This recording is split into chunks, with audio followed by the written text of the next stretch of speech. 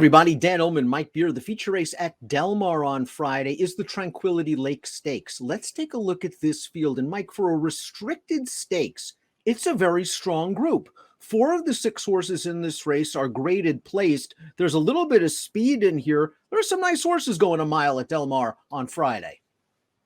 Yeah, I agree. For this kind of race, they actually drew a very nice field, even though there's only 6. I agree with you too. It feels like anyway, there's plenty of pace in here. I mean, as far as I could tell, maybe only the 5 first star will be sitting this thing out. The other ones feel like they all want to be forward.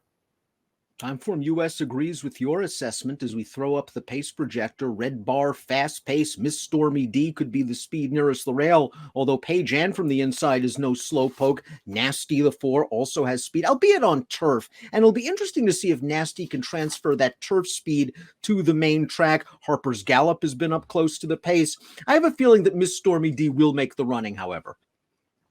Yeah, I wouldn't be surprised if she did either. We'll see what they decide to do with Paige from the rail, because as you mentioned, she's fast, but I don't know if they're going to be sending. Legitimate class relief for Paige. Let's just look at her recent dirt outings. Last time out, 3rd in the Clement L. Hirsch behind She Dares the Devil in Venetian Harbor. 3 starts back, 2nd to Envoûtante, capable of very fast races in the Remington Oaks, and even 4 back last summer at Del Mar behind Harvest Moon, who at that point was in exceptional form. Paige gets the class relief, and with the tactical speed could sit that pocket trip.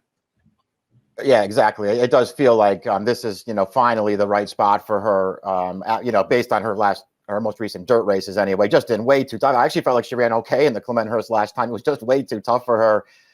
Her dirt race at the end of last year at Remington, I thought she ran really well there. Only 2nd best at the end, but that pace was solid, man. And she was right up there keeping after it all the way. Absolutely. She did a lot of work in that race, and I think she can sit from off of it and be successful. Miss Stormy D, the 2, coming off of a dominant victory in Northern California. Let's watch that race at Pleasanton, going a mile and a 16th, where she was up close to a pretty solid pace, 46-3 for the half. She already has this race well in hand in mid-stretch, and she goes on to win by open lengths. She is previously multiple graded stakes place, and I guess if she shakes loose in here, she's got a chance to take these wire to wire at a decent price. We do see her drifting out in the lane. Yeah, I mean, I guess all those things are true. Her recent form, there's nothing to really knock about it. We'll just see if she can. I feel like this is a step up in class for her, so we'll just see how she handles that. She won very easily last time, but she was also up on the pace with an overmatched horse. And just, once she put that horse away, there was really nothing happening behind her. I don't want to knock her, Dan. I also don't think I want to bet her against this field.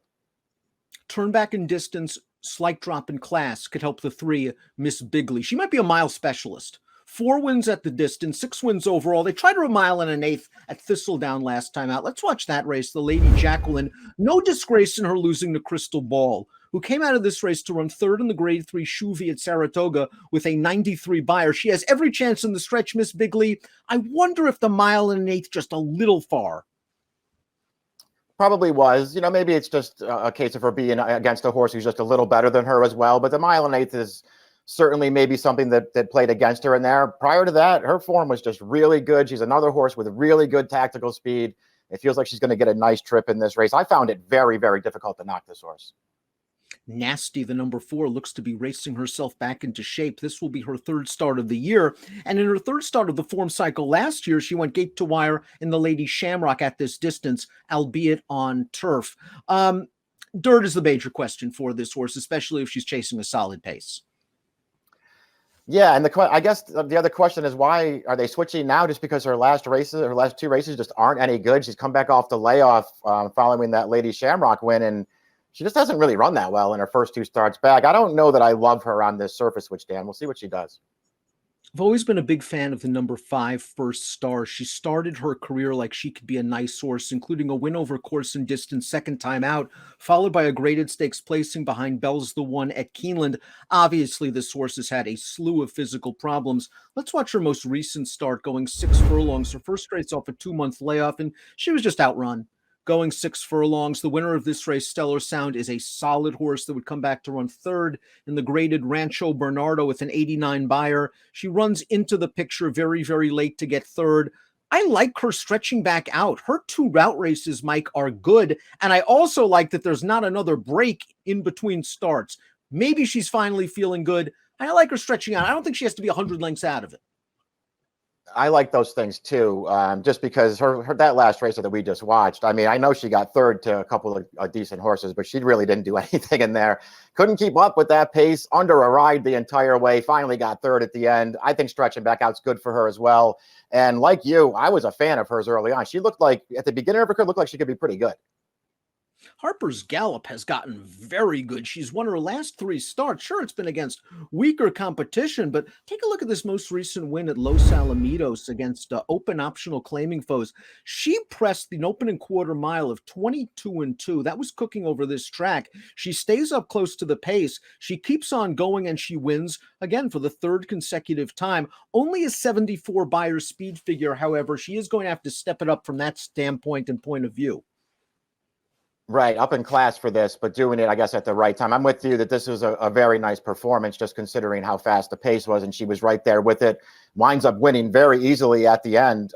Even her race 2 back, I thought she got a good trip that day, but she was very game to win. It feels like she's really improved.